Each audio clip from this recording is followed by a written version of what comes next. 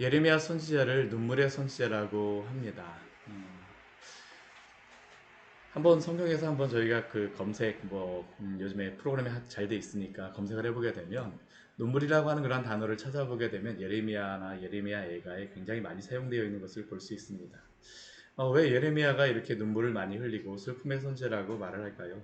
그것은 예레미야가 뭐 우울증이 있거나 아니면 그 마음속에 그러한 어떠한 슬픈 그러한 뭐 성격 자체가 그런 것이라기보다는 지금 그 시대 안에서 그가 살고 있기 때문이죠. 그리고 더 본질적인 이유는 하나님의 마음을 그가 느끼고 있기 때문입니다. 하나님의 마음을 그가 알고 있기 때문입니다. 제가 어렸을 때 저희 할머니 에게 들었던 그러한 이야기가 있습니다.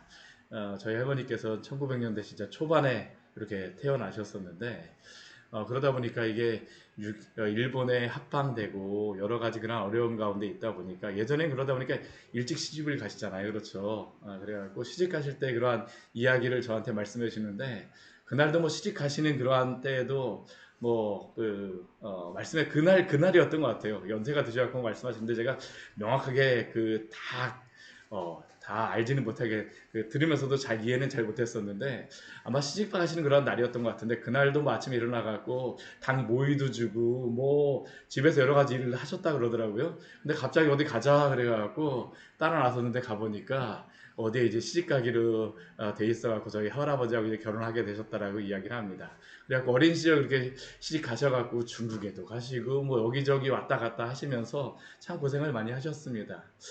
근데 그러한 그 할머니의 그러한 이야기를 들으면서 제가 어렸을 때 들으면서 참 여러 가지 많은 일들을 겪으셨구나라는 그러한 생각을 하였습니다. 근데 딸을 그렇게 저희 할머니 이렇게 말씀하셨지만 또 딸을 시집 보내셨던 저희 뭐 증조 외할아버지나 외할머니의 마음은 어땠을까라고 생각을 해보게 되면 제가 딸을 가진 입장으로서 생각을 해보게 되면 여러 가지 생각을 많이 하게 되어집니다. 오늘 말씀을 보게 되면 하나님께서 이스라엘 백성을 향하여서 부르시는 그러한 명칭이 있습니다. 그게 뭐냐면 딸 내 백성입니다. 딸 내 백성, 딸 내 백성.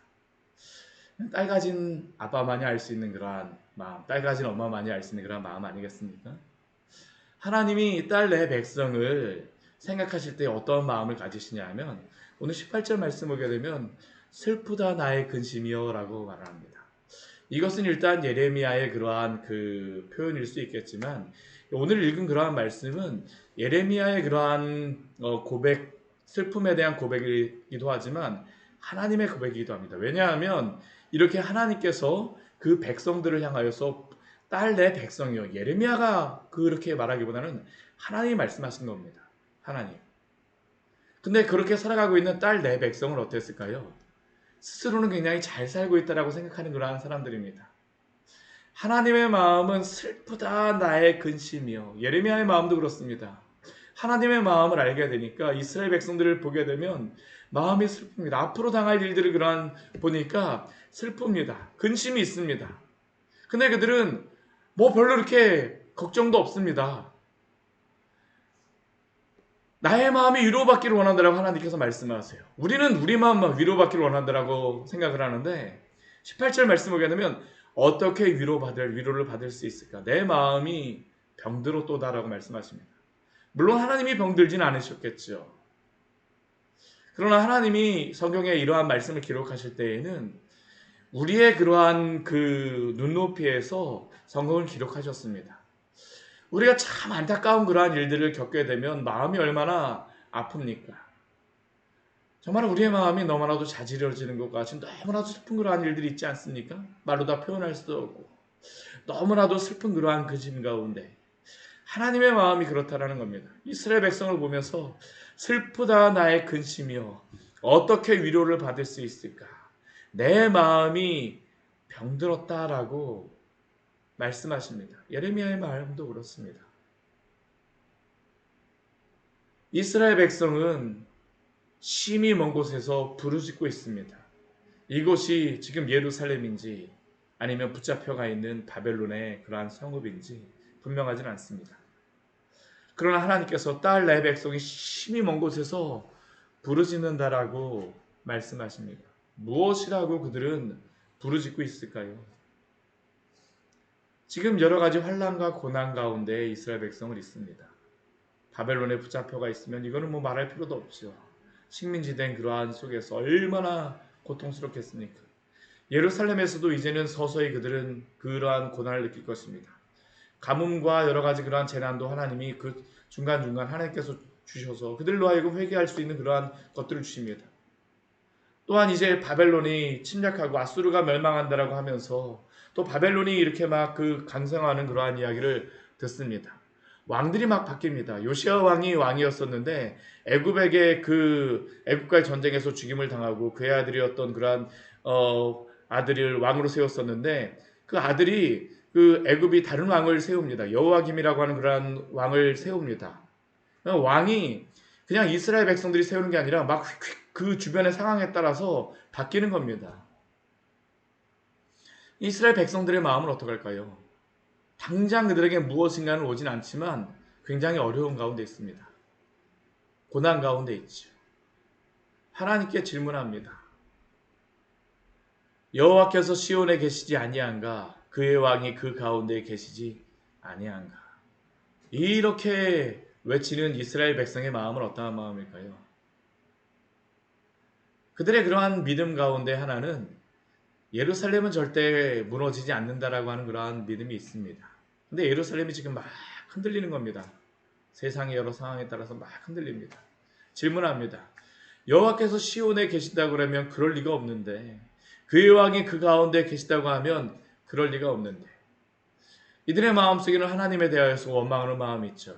여호와께서 시온에 계시지 아니한 거 왜 우리에게 이러한 일이 생깁니까? 그의 왕이 그 가운데 계시지 아니한가? 왜 하나님이 이곳에 계시지 않는 것 아닙니까? 라고 그들은 하나님 앞에 원망하고 불평하죠. 그러면서 그들은 여전히 무엇을 합니까? 우상 숭배를 하고 있습니다. 하나님이 그들에게 질문합니다. 어찌하여 그 조각한 신상과 이방의 헛된 것들로 나를 경노하게 하였는고? 이들은 자신이 범하고 있는 그 죄는 무엇인지 모릅니다. 이스라엘 백성의 회개가 일어나지 않는 이유가 무엇일까요? 자신의 죄에 대해서 지금 인식을 못하고 있기 때문입니다. 평강하다라고 하는 그러한 이야기만 듣다 보니까 귀에 좋은 소리만 듣는 겁니다. 내 귀에 좋은 소리, 그 음악 소리만 들리는 것이죠. 다른 이야기는 그 죄에 대해서 회개하고 돌아오라고 하는 예레미야의 그러한 이야기는 들리지를 않습니다. 예레미야 선지자를 주신 하나님의 말씀은 들리질 않습니다. 그리고 그 시대에 호세아 선지라든가 여러 다른 선지자를 통해서 말씀하시는 것은 들리질 않습니다. 바벨론에 있었던 에스겔 선지자의 그러한 이야기도 들리질 않습니다. 여전히 우상 숭배를 하는 것에 몰두하고 있죠. 내가 어떤 신을 섬기게 되면 이 환난과 위기에서 벗어날 수 있을까? 하나님께 돌아오는 것이 아니라 또 다른 신을 찾아가는 겁니다. 우상 숭배의 문제가 중독이 무엇입니까? 하나님께 회개하고 돌아오라라고 그러한 그 말씀들을 하나님이 하시는데 그 여러 가지 환난을 주시는데 그러진 않습니다. 이방에 빠져 이단에 빠졌던 그러한 사람들이 참 문제가 무엇입니까? 이단에서 벗어나는 것 같은데 또 다시 다른 이단을 찾아가는 겁니다. 이스라엘 백성이 그렇습니다. 그들이 하나님을 그러한 섬기는 그러한 이스라엘 백성들이 이러한 그 고민을 하면서도 우상에서 또 다른 우상으로 가는 겁니다. 하나님께로 돌아오지 않습니다. 하나님이 그들에 대해서 말하죠. 그 조각한 신상과 이방의 헛된 것들로 나를 경노하게 하였는가? 오늘날 이 시대도 그렇지 않습니까? 내가 성공을 못하게 되면 나의 성공을 향하여서 내가 성공 못한 것을 누구에게 그것을 투영합니까? 우리는 보통 자녀에게 그것을 투영하곤 하지 않습니까?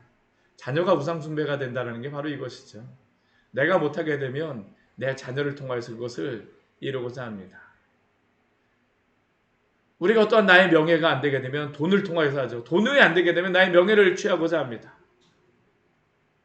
우리가 하나님이 아니라 우리가 추구하고자 하는 그러한 것들, 하나님께로 돌아오는 것이 이스라엘 백성이 원하시는 건데 하나님이 아니라 계속 다른 것들을 찾아가죠. 그럼에도 불구하고 그들은 계속적으로 이야기를 합니다. 추수할 때가 지나고 여름이 다하였으나 우리는 구원을 얻지 못한다. 자기가 죄를 범하는 것에 대해서는 이만큼도 생각하지 않습니다. 아니 이제 시간이 지났으면 비가 와야 되는데 비가 오지 않고, 이 정도 했으면 뭐가 돼야 되는데 되어지지 않고, 추수할 때가 지나면 여름이 오는 것 같이 시간이 이 정도 지났으면 하나님이 당연히 구원을 해주셔야지 왜 우리에게 구원을 해주시지 않습니까? 하나님의 마음을 어떻게 할까요? 이스라엘 백성들은 이러한 고난 가운데에 상황이 여러 가지, 삶이 무너집니다. 고난을 당하고 있습니다. 하나님의 마음도 아프죠. 예레미야 전체를 통해서 드러나는 게 하나님의 이 슬픔입니다. 깨닫고 돌아오진 않습니다. 딸 내 백성이 상하였으므로 나도 상하여 슬퍼하며 놀라움에 잡혔도다. 예레미야의 마음을 하나님이 또 느끼시. 하나님의 마음을 또 예레미야가 알게 되는 겁니다. 이스라엘 백성들이 이 상황, 나도 상하여 슬퍼하며 놀라움에 사로잡혔도다. 멀리 시집간 딸을 보며 말하는 아버지의 하나님의 마음이죠. 길르앗에는 유향이 있지 아니한가. 이 유향을 가지고 이 피부병에 사용하는 그러한 약재로 사용했다라고 이야기를 합니다. 길르앗에 유향이 있는데 왜 그것을 가지고 병을 치료하지 않는가? 그곳에는 의사가 있지 아니한가? 멀리 있는 딸을 향하여서 말하는 그러한 아버지의 마음이죠. 딸 내 백성이 치료를 받지 못함은 어찌 됨인고. 오늘도 하나님께서 이 시대를 보면서 저는 이러한 마음을 가지시리라고 생각을 합니다. 자신에게 있는 것을 가지고 스스로 치료하겠다라고 하지만 그게 치료가 되는가라고 질문하시는 겁니다. 열심히 살지만 그 열심히 산 것이 실제로 그 삶을 풍요하게 하지 못합니다. 하나님의 마음이죠. 하나님의 마음이죠. 우리 9장 1절 말씀 같이 한번 읽어볼까요? 어찌하면 내 머리는 물이 되고 내 눈은 눈물 근원이 될고 죽임을 당한 딸 내 백성을 위하여 주야로 울리로다. 이스라엘 백성의 상황이 죽임을 당한 딸 내 백성이라고 하나님께서 말씀하십니다. 하나님께서 이 전체를 다 보고 계시죠. 하나님께는 시간이라는 게 의미가 크게 없습니다. 하나님은 과거와 현재와 미래를 동시에 다 보고 계십니다. 이스라엘 백성은 바벨론에게 멸망을 당하고 많은 자들이 죽임을 당할 것입니다. 그러한 것을 보시면서 예레미야도 이것을 하나님의 말씀을 통하여서 알게 되죠. 머리에서 물이 내리는 것과 같이 그 눈에서 눈물이 흐릅니다. 하나님이 눈을 무엇이라고 오늘 말씀하고 있냐면 눈물 근원이 되었다라고 이야기합니다. 눈물 근원.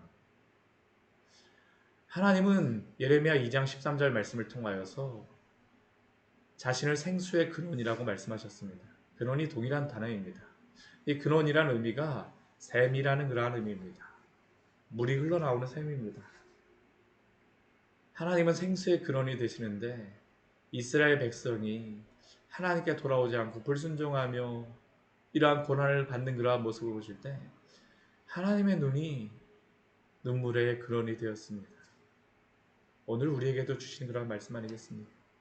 우리가 죄악 가운데 행하게 되면 하나님의 마음이 이렇습니다. 하나님의 눈이 눈물 근원이 된다라고 오늘도 우리에게 말씀하십니다. 우리가 이 하나님의 마음을 알아야 되죠. 집 나간 아들을 향하여서 돌아오기를 원하는 아버지의 마음. 그 멀리 떠나간 그 아들을 언제 돌아올지도 모르는 그 아들을 기다리는 그 마을 앞에 가서 기다렸던 그 아버지의 그 마음. 눈물 근원의 그 마음 아니겠습니까?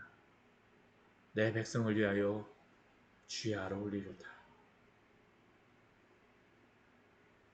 근데 이스라엘 백성들은 어떠한 상황입니까?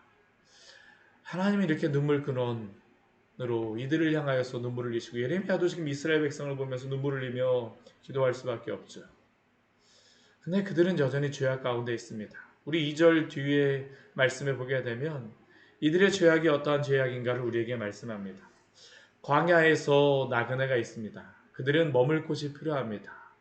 광야의 나그네는 목동들이라고 할 수 있습니다. 오늘날에도 예루살렘에 가서 보면요, 제가 참 놀랐던 게 뭐냐면 예루살렘 이 기드론 골짜기에 목동들이 양을 가져와서 거기에 막 있더라고요. 제가 그래갖고 이 사람들이 무엇인가라고 했는데 왜 그럴까요? 피할 곳이 필요하기 때문입니다.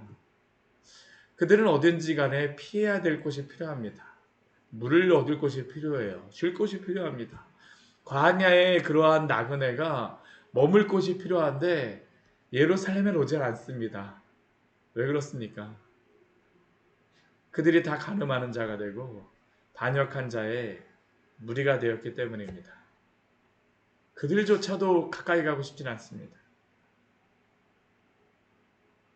그들의 혀는 거짓을 말하기에 너무나도 바쁩니다. 거기만 가면 사기당하기 십상입니다. 강성하고 잘 되는 것 같습니다. 근데 진실함이 없습니다. 그들의 삶은 어떠한 삶입니까? 악에서 악으로 진행한다라고 얘기하죠. 우상에서 우상으로 가고 악에서 악으로 가고 이게 바로 이스라엘의 모습입니다. 왜 그럴까요? 우리 3절 말씀, 우리 후반절 말씀에 오게 되면 본질적인 이유를 그렇게 말씀하십니다. 나를 알지 못하느니라. 여기에 안다라고 하는 단어는 이게 결혼한다라는 그런 단어하고도 이게 쓰입니다. 그 단어로도 쓰여요. 정말 체험적으로 아는 것입니다. 이스라엘 백성들이 하나님을 모르냐? 하나님의 백성이 아니냐라고 질문하게 되면 그들은 결코 그렇게 말하지 않습니다. 근데 그럼에도 불구하고 이들은 하나님을 모르는 사람들입니다.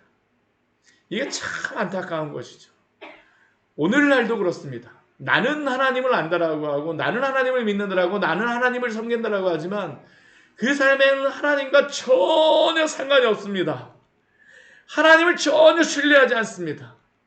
지식적으로만 합니다.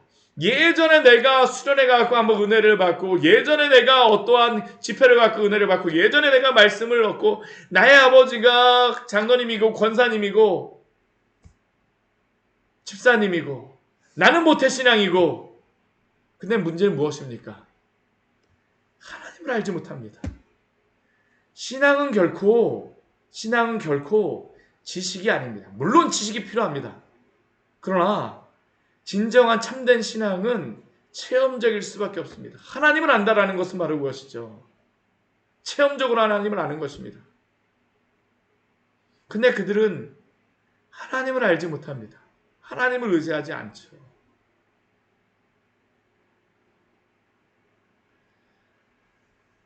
하나님께서 말씀하십니다. 너희는 각기 이웃을 조심하며 어떤 형제든지 믿지 말라. 형제마다 완전히 속이며 이웃마다 다니며 비방함이라. 이스라엘 백성들이 이렇게 되었습니다. 여기저기 다니면서 말로 막 거짓을 막 전합니다. 그리스도인들 함부로 말하면 안 됩니다. 여기 함부로 가담하면 안 됩니다. 다른 사람들에 대해 험담하는 것들 하나님 기뻐하지 않으세요. 예루살렘에서 바로 이러한 것도 있습니다. 함께 예배하고 막 그 예루살렘 성전에 와서 함께 하였는데 나가기만 하면 어떻습니까? 아유 저 사람 옷 입고 온 거 보니까 왜 저렇게 꼬질꼬질하게 하고 오는지 여러 가지 하는 행동을 보니까 집에 가 보니까 왜 그렇게 이렇게 제대로 정리가 안 됐는지 음식을 만들어도 왜 저렇게 맛이 없게 하는지 여기 하는지 왜 이렇게 행동을 해도 나에게는 왜 이렇게 그 마음에 들지 않는지 이게 바로 예루살렘 안에서 일어났던 일입니다. 그들은 이웃을 속이며 진실을 말하지 않습니다. 혀로 거짓말하기를 가르칩니다. 악을 행합니다. 지칠 때까지 합니다. 너무 악을 많이 해갖고 지쳤습니다. 하나님께서 말씀하시죠. 내가 사는 곳이 속인 일 가운데 있도다. 그들은 속이는 일로 말미암아 나를 알기를 싫어한다라고 하나님께서 말씀하십니다. 우리가 거짓에 거하게 되면 문제는 무엇일까요?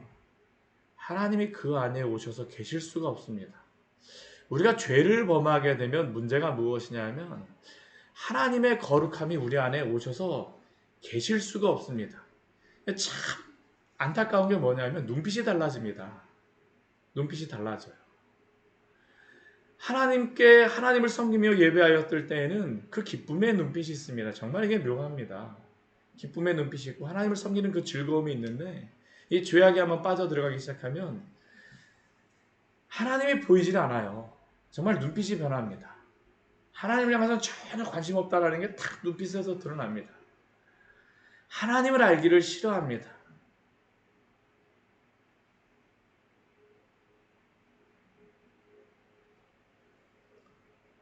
이스라엘의 이 문제를 해결할 수 있는 방법은 무엇일까요?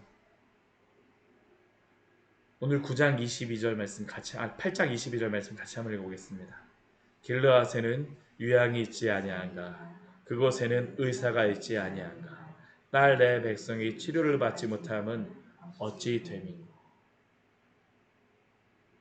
치료약이 없습니까?